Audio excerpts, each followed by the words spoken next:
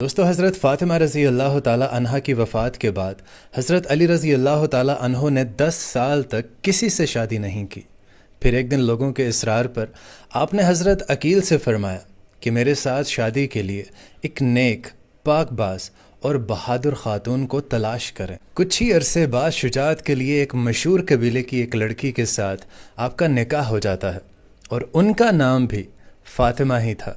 اللہ تعالیٰ نے امیر المؤمنین حضرت علی رضی اللہ تعالیٰ عنہ کو ان میں سے 4 بیٹے عطا فرمائے اور چاروں کے چاروں بیٹے کربلا میں شہید ہوئے، اور ان 4 بیٹوں میں سے جو سب سے بڑا بیٹا تھا ان کا نام حضرت عباس رضی اللہ تعالیٰ عنہ تھا، جو حضرت امام حسین کے ساتھ کربلا میں شہید ہوئے۔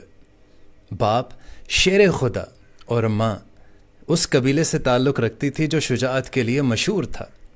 حضرت عباس کی ولادت 4 شعبان کو 26 ہجری میں مدینہ میں ہوئی تھی۔ حضرت علی جب حضرت عباس رضی اللہ تعالیٰ عنہ کو اپنی گود میں بٹھاتے تھے تو ان کے آستان ہٹا کر ان کے بازو پر بوسہ دیتے تھے اور زارو قطار روتے چلے جاتے تھے۔ یہ سارا ماجرا ان کی ماں حضرت فاطمہ بھی دیکھتی تھیں۔ جب انہوں نے پوچھا تو حضرت علی رضی اللہ تعالیٰ عنہ نے فرمایا کہ یہ بازو حضرت امام حسین کی نصرت اور ان کی مدد کرتے ہوئے کاٹے جائیں گے، اس لیے میں زارو قطار رو رہا ہوں۔ اور دوستو، جب حضرت علی رضی اللہ تعالیٰ عنہ کو شہید کیا گیا تو اس وقت حضرت عباس کی عمر صرف 14 سال تھی۔ اس عظیم صدمے کو بھی آپ نے برداشت کیا، اور پھر حضرت عباس نے وہ دن بھی دیکھا کہ جب حضرت امام حسن کو زہر دے کر شہید کیا گیا، آپ نے وہ بھی صدمہ برداشت کیا۔ اور دوستو، جناب عباس کی شادی عبداللہ بن عباس کی بیٹی لبابہ سے ہوئی تھی، جن سے اللہ تعالیٰ نے آپ کو 2 بیٹے نوازے۔ ایک کا نام عبید اللہ اور دوسرے بیٹے کا نام آپ نے فضل رکھا۔ دوستو، اب باتیں ہیں کربلا پر۔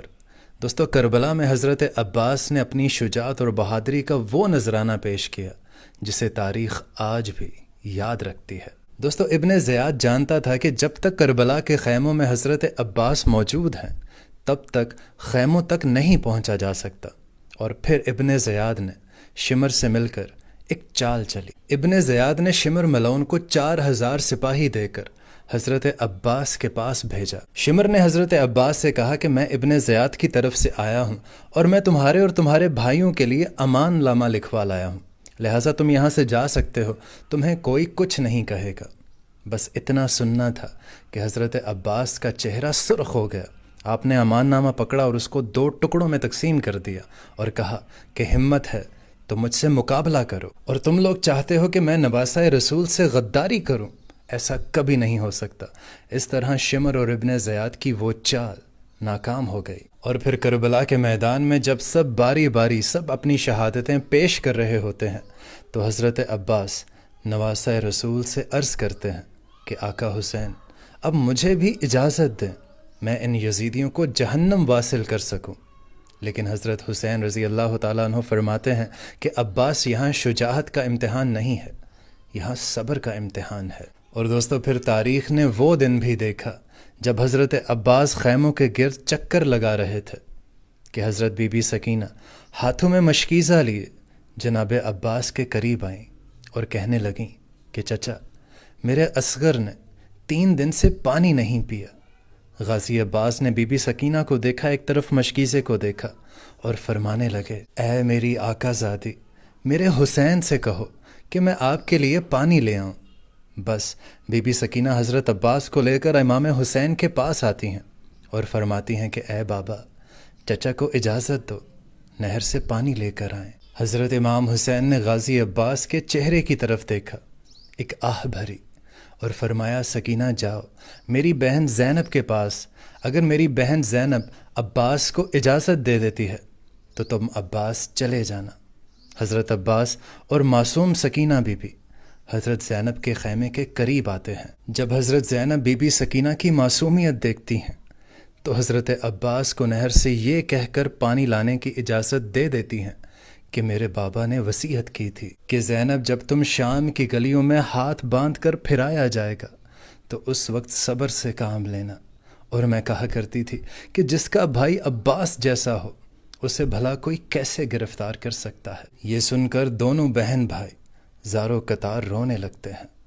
حضرت عباس پانی کی مشق لیے گھوڑے پر سوار ہوتے ہیں ایک ہاتھ میں علم اٹھاتے ہیں اور نہر کی طرف بڑھنے لگتے ہیں۔ دوستو تاریخ نے لکھا جب حضرت عباس ننگی تلوار اور مشکیزہ لے کر دریائے فرات کی طرف بڑھتے ہیں تو اس وقت عمرو بالحجاج 500 یزیدی فوج کے ساتھ اس دریا پر پہرا دے رہا تھا۔ دوستو کربلا کا تپتا صحرا ہے، سورج اپنی آب و تاب کے ساتھ چمک رہا ہے۔ جب پہرے داروں نے ایک شہ سوار کو اپنی طرف آتے ہوئے دیکھا تو فوج میں ہلچل مچ گئی۔ تاریخ گواہ ہے کہ حضرت عباس نے 133 یزیدیوں کو چیر پھاڑ ڈالا۔ باقی جو فوج بچی وہ امداد لینے کے لیے اپنے کیمپوں سے بھاگ گئے۔ حضرت عباس نے اپنا علم دریا کے کنارے گاڑا اور مشکیزہ بھرنے لگے۔ دوستو تاریخ نے لکھا کہ جناب عباس نے مشک بھرنے کے بعد اپنے پینے کے لیے چلو میں پانی بھرا۔ پینے لگے تو یاد آیا کہ میرے سارے رشتہ دار، چھوٹے چھوٹے بچے وہاں پیاسے پڑے ہیں، میں یہ پانی کیسے پی سکتا ہوں؟ آپ نے وہیں پانی کو گرا دیا اور پھر آپ نے چاہا کہ اپنے گھوڑے کو سیراب کروں، اس کی پیاس بجھا دوں، لیکن گھوڑا بھی وفادار نکلا، اس نے بھی پانی پینے سے انکار کر دیا۔ دوستو اتنی دیر میں عمرو اپنی فوج کی دوبارہ صف بندی کرتا ہے اور پیچھے سے اور بھی سپاہی ان کی مدد کے لیے آ جاتے ہیں۔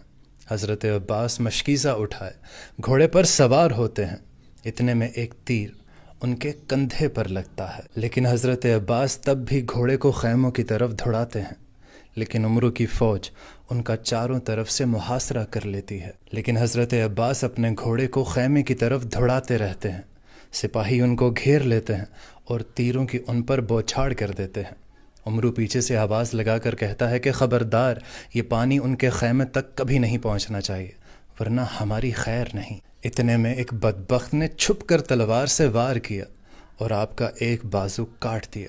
آپ نے مشکیزہ اپنے دوسرے ہاتھ میں پکڑا اور پھر دوسرے بازو پر بھی وار ہوتا ہے اور دوسرا بازو بھی قلم ہو جاتا ہے۔ اور پھر تاریخ نے یہ بھی دیکھا کہ جناب عباس کے دونوں بازو قلم ہونے کے باوجود بھی انہوں نے پانی کا مشکیزہ اپنے منہ سے تھاما، لیکن عمرو کی فوج ایک دفعہ پھر یکجا ہو کر جناب عباس پر تیروں کی بارش کر دیتے ہیں اور وہ تیر مشکیزے پر بھی جا کر لگتے ہیں، جس سے سارا پانی بہہ جاتا ہے۔